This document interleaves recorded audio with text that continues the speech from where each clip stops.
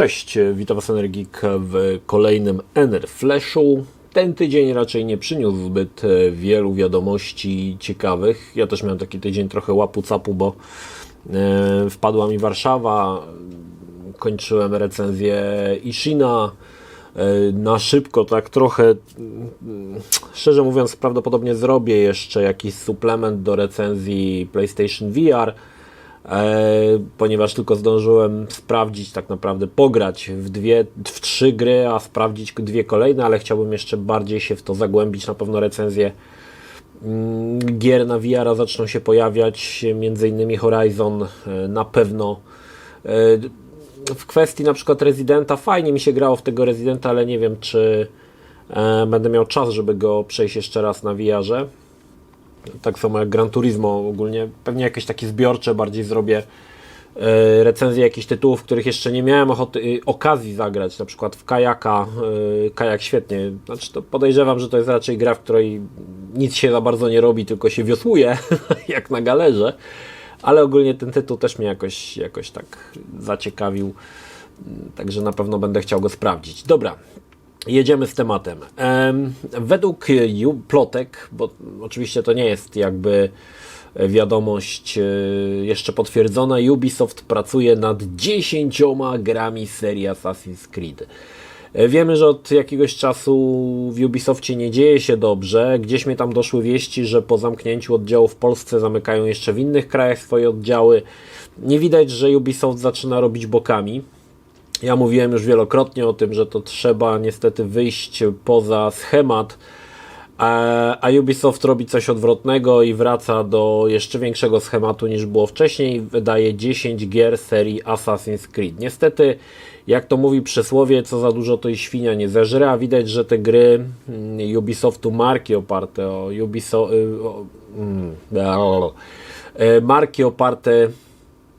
gry oparte o marki Ubisoftu zaczynają graczy już nużyć. Co prawda ostatnia Valhalla Assassin's Creed prawdopodobnie pokazała Ubisoftowi, że nadal jest potencjał w tej serii, w tej marce, że nadal gracze lubią.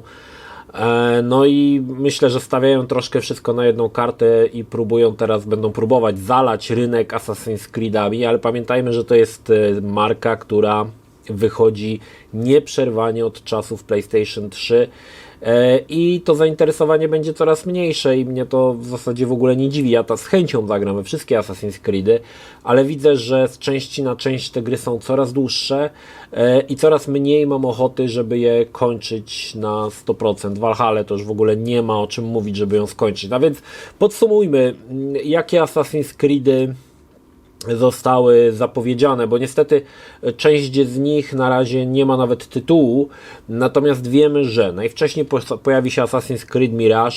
To jest gra, która ma być troszkę odejściem od tych ogromnych, otwartych światów.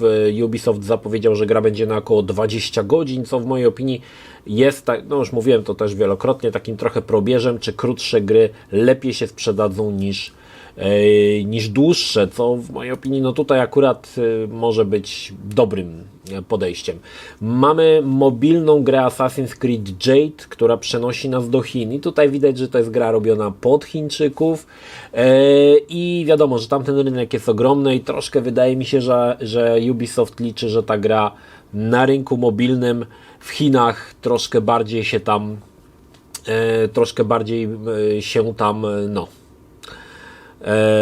zadomowi. Szczerze mówiąc, no tutaj to jest troszkę taka ruleta. Nie wiadomo, czy się spodoba, czy się nie spodoba. Zobaczymy. Ja akurat przyznam szczerze, że raczej odpuszczam, jeżeli chodzi o gry mobilne. Chociaż ten Assassin's Creed, który był na Vicie i ten, co był na PSP, Bloodlines, mi się podobały, ale na komórki to raczej nie, bo to wiadomo, mikropłatności, paywalle, cuda niewidy, także to odpuszczam. Wiemy też, że jeszcze pojawi się Assassin's Creed Hexe, która jest zapowiadana jako jedna z najmroczniejszych, znaczy na razie tak sobie tam możemy mówić, bo na razie nie wiadomo o co chodzi. Najmroczniejsza część Assassin's Creed'a, gdzie będzie podejmowany wątek polowania na czarownicę, więc tu muszę przyznać, że to jakby mi się podoba, ten pomysł, który tu ma się pojawić, myślę, że jest całkiem fajnie. Dalej mamy Assassin's Creed Red, na razie jest to tytuł, wydaje mi się, roboczy, który ma przenieść grę do feudalnej Japonii. Ja mówiłem wielokrotnie, że po wydaniu Ghost of Tsushima Ubisoft będzie miał bardzo poważny problem, żeby pobić to, co zrobiono w tamtej grze, co zrobiło Sucker Punch, żeby stworzyć grę, która pobije Japonię. Oczywiście nie znaczy, że im się to nie uda. Akurat pod tym kątem muszę przyznać, że Ubisoft zawsze podchodził z bardzo dużą uwagą do materiałów źródłowych i no, starał się jakoś tak osadzić faktycznie bardzo w danej rzeczywistości swoje gry, więc poczekajcie, kota wezmę, bo już mi tutaj wchodzi w kamerę, więc myślę, że może się to udać, aczkolwiek no, muszą się liczyć z tym, że gra będzie jakby no, porównywana do Ghost of Tsushima, no i zobaczymy, czy coś z tego wyjdzie. Wiemy jeszcze, że jest w produkcji Assassin's Creed Infinity. Na razie nie za wiele wiadomo, co to ma być. Z jakichś takich plotek pamiętam, że zapowiadano Assassin's Creed Infinity jako grę, usługę. I gdzieś tam czytałem, to oczywiście tutaj w ogóle się tym nie sugerujcie, bo te informacje gdzieś tam, nie wiem, z drzewa ściągnąłem, ale że miało to być coś takiego, że jakby to będzie jeden hub Assassin's Creed Infinity, gdzie będzie można grać różnymi asasynami w różnych okresach historycznych. Prawdopodobnie, znaczy ja sobie tak to wyobrażałem, tak, ale to może nie być tak, czyli weźmy sobie, że mamy huba, który jest jakby Assassin's Creed Infinity i z niego możesz wejść na przykład w czasy Black Flaga, w czasy Originsa, czy w czasy na przykład trylogii Ezio. Na razie nie wiadomo w ogóle, czy to powstaje, znaczy wiemy, że to zostało zapowiedziane, ale jak to ma wyglądać i co to ma w ogóle być, nikt nic nie wie, szczerze mówiąc. Trochę Ubisoft też nabrał wody w usta. Pamiętajmy, że wiele z tych gier może się koniec końców w ogóle nie pojawić, bo Ubisoft widać, że mocno tnie koszty, bardzo dużo gier ukręcił łeb wielu tytułom, więc tutaj też tak może być, tak? Dalej mamy jeszcze Assassin's Creed Invictus. To ma być, słuchajcie, gra wieloosobowa. No i tutaj prawdopodobnie będzie ona jakoś połączona z Assassin's Creed Infinity. Co to ma być? Też nie do końca jeszcze wiadomo, jak to ma działać. Tutaj już wchodzimy w takie raczej tytuły, które nie są za bardzo, o których nie za wiele mamy informacji, że tak powiem, tak? Wiemy, że powstaje Assassin's Creed na VR-a. Akurat ta gra, podejrzewam, że ona się pojawi. To się nazywa Assassin's Creed Nexus.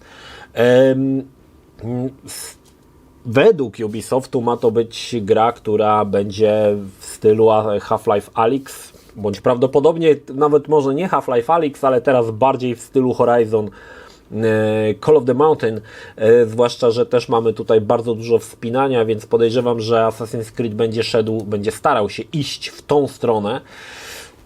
Co z tego wyjdzie? Szczerze mówiąc nie wiem, natomiast na pewno jest tutaj potencjał, żeby zrobić całkiem niezłą grę VR-ową.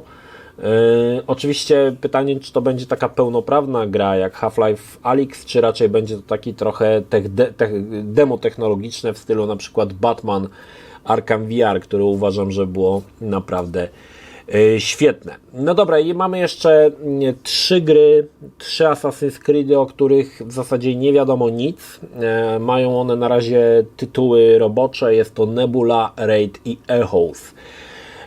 Z tego co z pierwszych jakichś tam zapowiedzi, Nebula, Indie i no Indie głównie chyba będzie się w Indiach działo. Raid to ma być rozgrywka kooperacyjna. Podejrzewam, że troszkę może nawet w stylu Destiny coś będą próbować zrobić. Tak mi się przynajmniej wydaje i tak bym widział, tak, że to by miało sens, tak, że na przykład 4 graczy i robicie na przykład najazd na jakąś tam, nie wiem, budowlę czy coś, to by miało sens. No i jeszcze mamy Echoes, która również będzie grą multiplayer opartą o chmurę. I tutaj, jak widzicie, bardzo dużo tych Assassin's Creedów stawia na rozgrywkę sieciową. Czekajcie, kota wypuszczę, bo zaraz łeb ukręcę. Czyli jak widzicie, bardzo dużo gier z tej serii Assassin's Creed, aczkolwiek mam wrażenie, że Ubisoft stara się ciągnąć wszystkie sroki za ogon równocześnie, dając wszystkim, atakując na wszystkich rynkach. Nie wiem, czy to jest, nie jest to zabieg, takie przedśmiertne drgawki już trochę i próbują się chwytać czegokolwiek, żeby zarobić pieniądze, zwłaszcza, że i mamy grę PvE, i mamy multiplayer, i mamy singla, i mamy grę mobilną dla Chin. Wydaje mi się, że tam nie dzieje się dobrze w Ubisoftie i dlatego oni tak troszkę się miotają. Możliwe, że to jest ich już takie, wiecie, ostatnia próba jeszcze zgarnięcia kasy. Szkoda by było, bo kurczę, nie chciałbym, żeby Ubisoft zamknął podwoje, bo kurczę, no jednak trochę fajnych gier wydali przez wiele, wiele lat i chciałbym, żeby nadal je wydawali i tworzyli. Natomiast wydaje mi się, że taki przesyt Assassin's Creedem będzie raczej dla nich, będzie negatywny odbiór tego niż pozytywny. Nawet fani Assassin's Creed'a myślę, że poczują się potwornie zmęczeni, zwłaszcza, że nie sądzę, że 10 gier będą tak od siebie absolutnie różne, że będą stanowiły zupełnie nowe doświadczenie. Raczej to będą gry oparte o ten sam schemat, który jest tutaj wałkowany od lat. Dobra wiadomość z obozu PlayStation, jedna dobra, jedna zła. Dobra jest taka, że Sony udało się sprzedać 30 milionów PlayStation 5.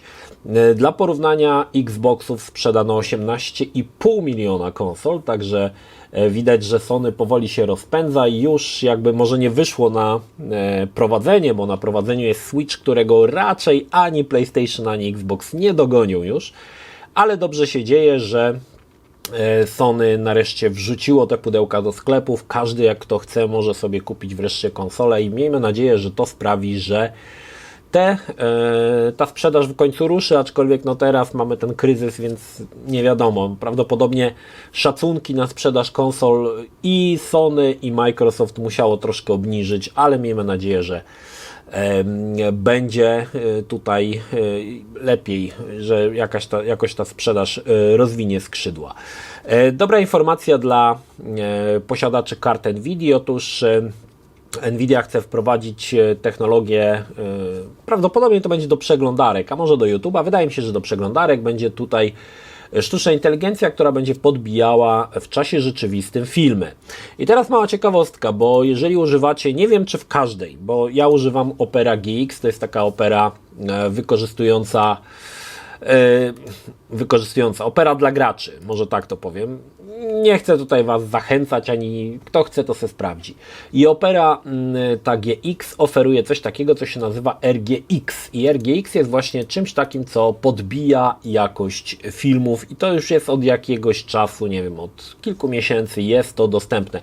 Podejrzewam, że jeżeli chodzi o Nvidię, ten algorytm będzie o wiele lepszy, bazujący na sztucznej inteligencji, aczkolwiek mnie ciekawi, jak to ma działać, ponieważ będzie musiało to działać w czasie rzeczywistym. Nie sądzę, że to będzie taka jakość, jak ja przygotowywałem jakiś czas temu intra do gier w 4K, ale myślę, że tutaj możemy liczyć na to, że faktycznie ta jakość będzie lepsza. Jeżeli jesteście zainteresowani, Opera GX ma już tą funkcję na YouTubie, można sobie ją odpalić.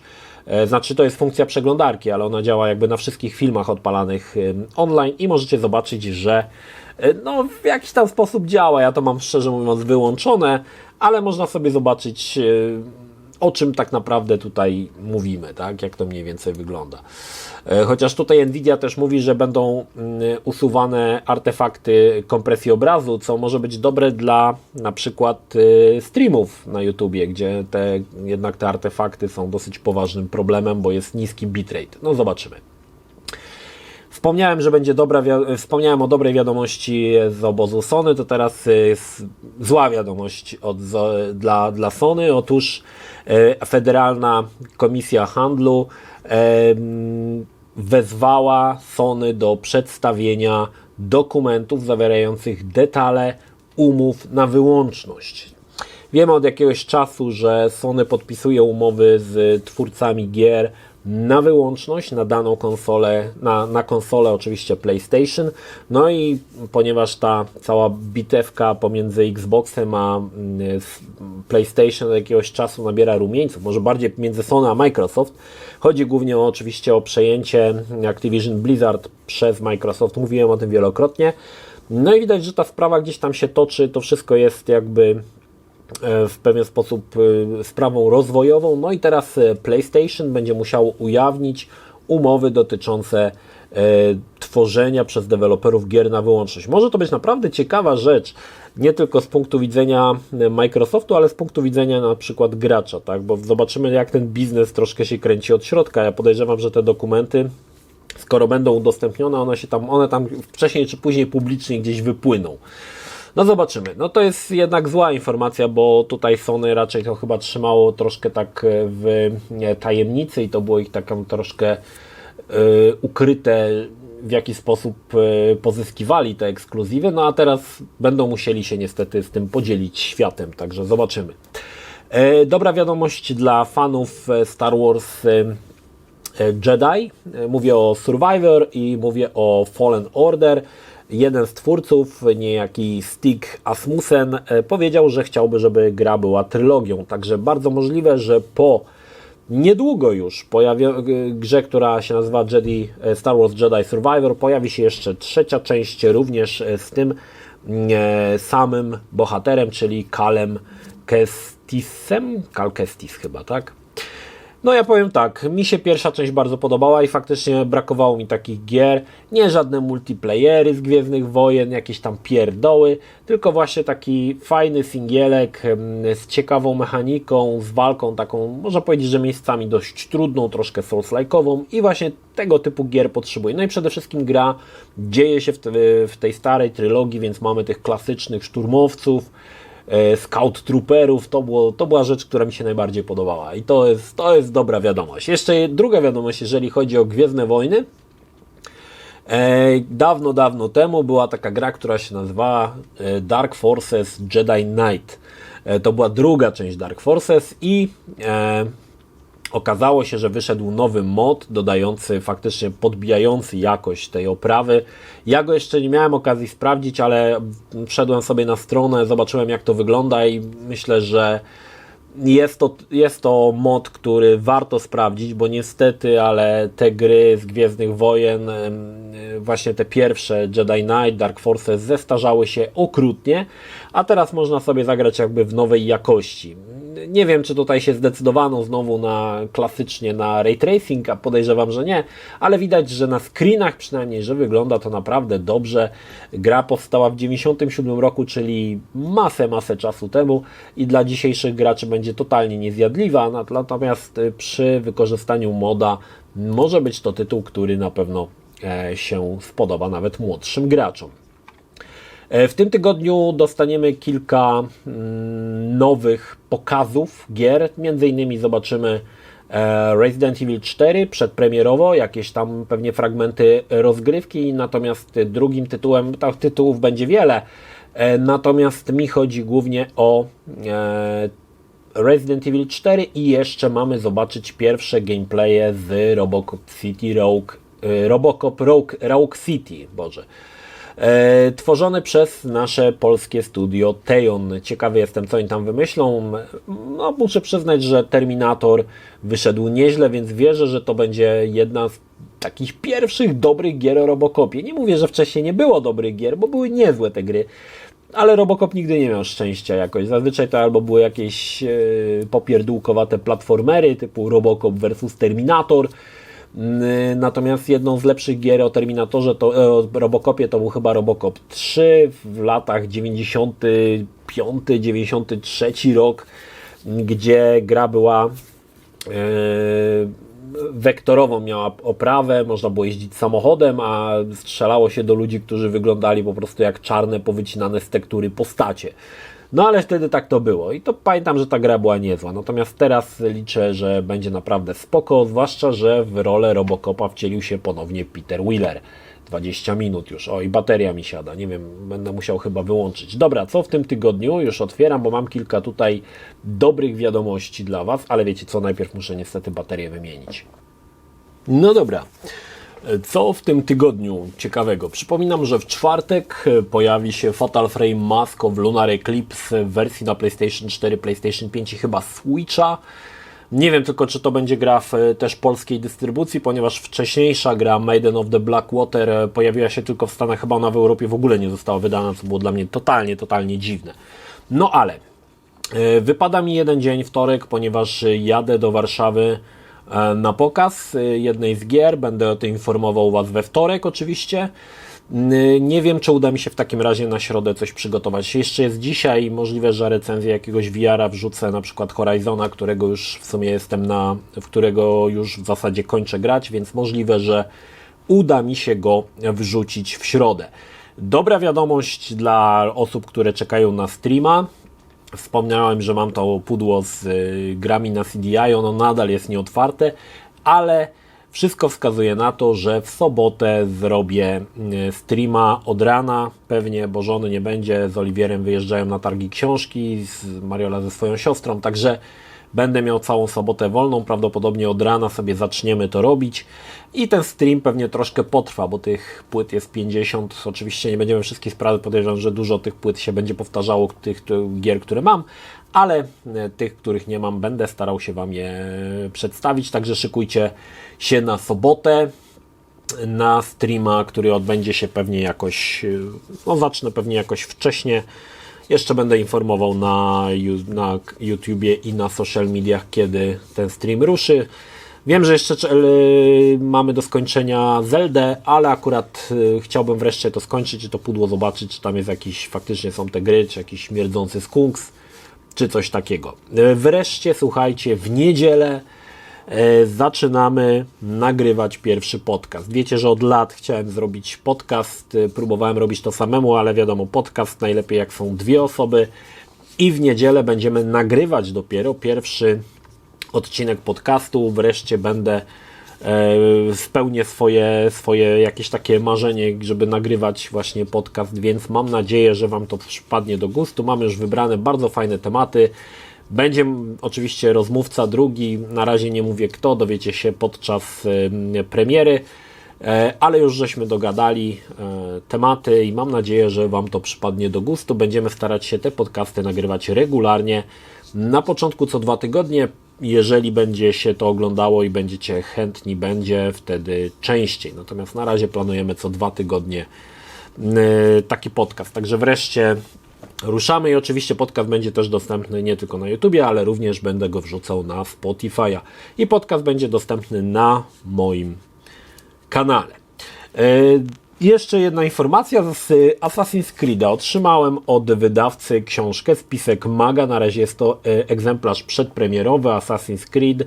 Będę robił recenzję tej książki, czytam ją, na razie w sumie zacząłem dopiero, ale czytam tą książkę i na pewno recenzja się pojawi. Jak wiecie, książki na podstawie gier są różne, ale na razie muszę przyznać, że z tego co zacząłem czytać zapowiada się to nieźle, zobaczymy czy to się potem rozwinie w coś ciekawego czy nie, ale recenzji książki możecie się oczywiście spodziewać. Dobra, to tyle jeżeli chodzi o ten tydzień, także przypominam, sobota stream z gier na CDI.